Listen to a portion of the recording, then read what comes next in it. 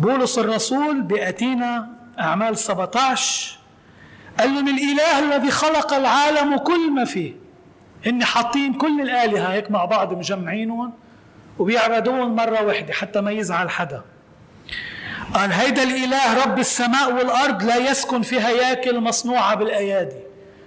مش أنت بتعمل هيكل وبتقول الله هون صار الله هون، هيدا بيت الله صار بيت الله، أماكن مقدسة أماكن عبادة بالجمع كله صار أماكن مقدسة وعبادة. لا انتبهوا، قال لهم انتبهوا يا جماعة، لا يخدم بأيادي الناس كأنه محتاج إلى شيء، إذ هو يعطي الجميع حياة ونفسا وكل شيء. إلهنا ما بده شيء تشتريه فيه. طب شو بده؟ ماذا يطلب الله؟ قال الله يأمر جميع الناس، عم بيقول لهم بأتينا في كل مكان أن يتوبوا متغاضيا عن أزمنة الجهل. عنده ديانة واحدة الله، جماعة الإيمان اللي تائبين حقيقيين يطيعوا الرب ويتبعوه وبس. طب العجنب والوسط وبنص الطريق واللي عم بيزحف واللي مجرجر عنده ديانة واحدة الرب، ما في غيرها وما بيغير هيدا الموضوع. الجامعة 5:1 بيقول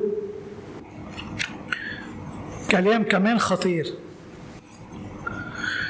بيقلنا احفظ قدمك حين تذهب إلى بيت الله، فالاستماع أقرب من تقديم ذبيحة الجهال.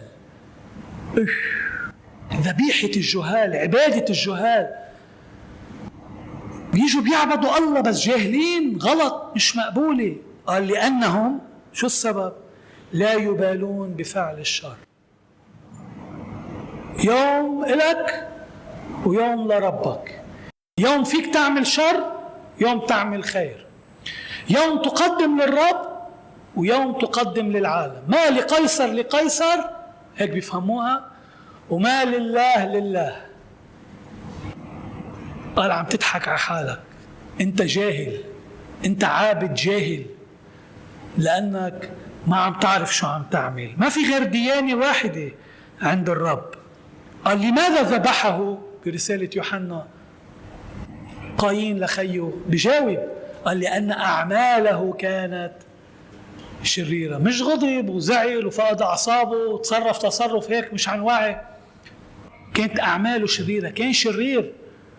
قايين شرير، وطريق قايين طريق الشر. ليش الناس رفضوا الحق ورفضوا النور وحبوا الظلمة؟ مشكلة فهم؟ قال لا، لأن أعمالهم كانت شريرة. اللي بتحبه بتصدقه، اللي بدك إياه بتآمن فيه، بدك شفافية بتجي للنور، بدك تخبي أعمالك بتروح للظلمة. والجاهل بحب الجهل، والجاهل قال في قلبه شو؟ ليس إله. قال في قلبه، عم بيطمن حاله، بده يعيش بالعتمة، ما في حساب، ما في رقيب، ما في ديانة واحدة، ما في حق، كله ماشي كله واصل. غلطان كتير.